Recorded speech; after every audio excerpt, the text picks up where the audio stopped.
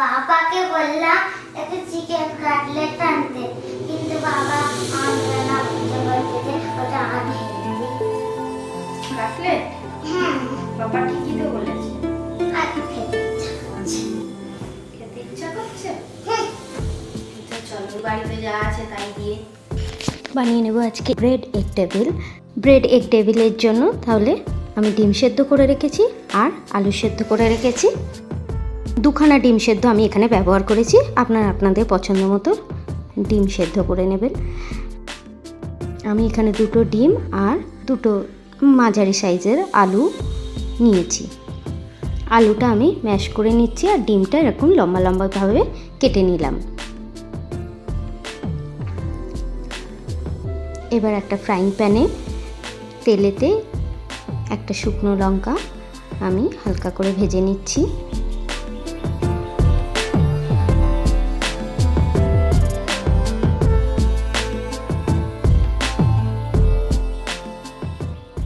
একটু নুন আন্দাজ মতো দিয়ে নিলাম।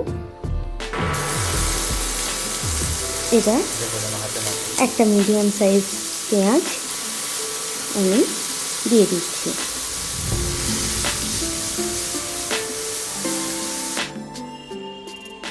পেঁয়াজটাকে বেশ সুন্দর করে ভেজে নেব।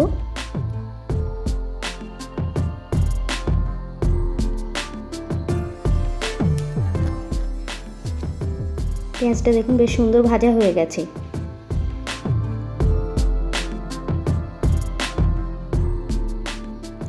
এবার যে আলু সেদ্ধটা আমি মেখে রেখেছিলাম তাতে লঙ্কাগুলো দেখুন বেশ মেখে নিচ্ছি সুন্দর করে, শুকনো লঙ্কাগুলো আর পেঁয়াজ ভাজাটা দিয়েও আলুটাকে মেখে নিচ্ছি।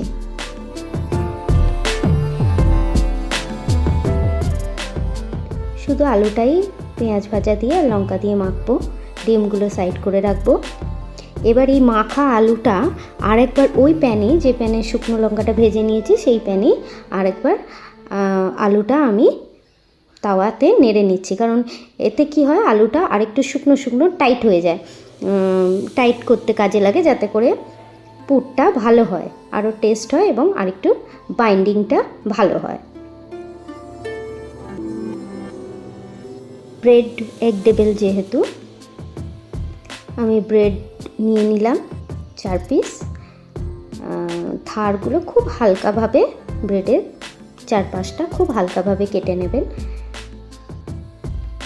এবার পাউরুটিগুলোকে আমি জলে হালকা হাতে, এই কাজটা কিন্তু করতে হবে, জলে এপিট ওপিট করে ভিজিয়ে হাতে করে একটু চেপে নিয়ে জলটা বার করে নিলাম। এবার গোল গোল করে আলুটা আমি নিয়ে নেব, নিয়ে তাতে মাঝখানে এক ফালি করে ডিম দিয়ে এভাবে ভেজিটেবিলের আকারে ওটাকে গড়ে নেব। নিয়ে এবার পাউরুটিটা দিয়ে ওটাকে আবার পুরো মুড়িয়ে নেব, পুরো ব্যাপারটাকে পুরো মুড়িয়ে নেব। এক পিস পাউরুটিতে যদি না হয় আপনাদের, তো সেক্ষেত্রে আর একটা পিস পাউরুটিও নিতে পারেন, বা আরও হাফ পিস পাউরুটি নিয়ে পুরো কভার করে নেবেন আর কি। মাঝখানে ডিমটা থাকবে, তার উপর আলুর কোটিং থাকবে, তার উপর ব্রেডের কোটিং থাকবে। খুব সাধারণ উপকরণ দিয়ে এটা বাড়িতে বাচ্চাদের জন্য নেওয়াই যায়। আলুর পুরে এমন কিছু জিনিস দেওয়া নেই, খুব সিম্পলভাবেই কিন্তু এটা করে নেওয়া গেল। বাচ্চাদের জন্য খুব তাড়াতাড়ি হয়েও যায় এবং ভীষণ টেস্ট হয়। টেস্টের কিন্তু কোনো এমন কিছু হেরফের হয় না।